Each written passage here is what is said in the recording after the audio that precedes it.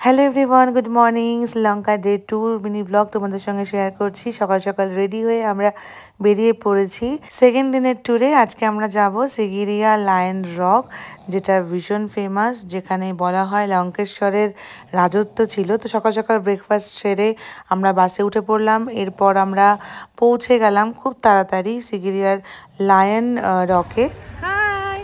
বিভৎস রকমের গরম ছিল, মিভানকে নিয়ে ভীষণ কষ্ট হচ্ছিল, কিন্তু কিছু করার নেই। ঘুরতে যখন এসেছি তখন একটু স্যাক্রিফাইস করতেই হবে। সো আমরা টিকিট কাউন্টারে টিকিট কেটে রওনা দিলাম। 1500টা সিঁড়ি চড়ে আমাদের পৌঁছতে হবে লায়ন রকের টপ ভিউতে, যেখান থেকে কিন্তু চারপাশের যে ভিউটা ভীষণ সুন্দর দেখা যায়। লঙ্কেশ্বর তো পুষ্পরথ ছিল, কিন্তু আমাদের তো আর সেইটার ব্যবস্থা নেই, আমাদের পায়ে হেঁটেই উঠতে হবে।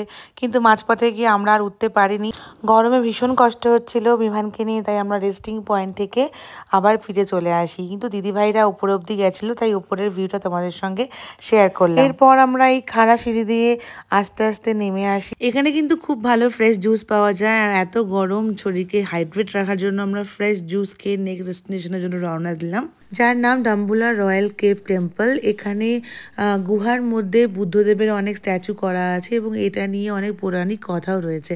যাই হোক, তারপর আমরা লাঞ্চ করতে চলে যাই এবং তারপরে সেখান থেকে পৌঁছে যাই আমাদের ফাইনাল ডেস্টিনেশন ক্যান্ডিতে। সেখানে আমাদের রুম ট্যুর তোমাদের সঙ্গে আমি শেয়ার করলাম। ক্যান্ডি লেকের একদম পাশেই আমরা ছিলাম সকালবেলা। এখান থেকে মর্নিং ভিউ দারুণ সুন্দর ছিল, সেটাও তোমাদের সঙ্গে আমি নেক্সট মিনি ব্লগে শেয়ার করব।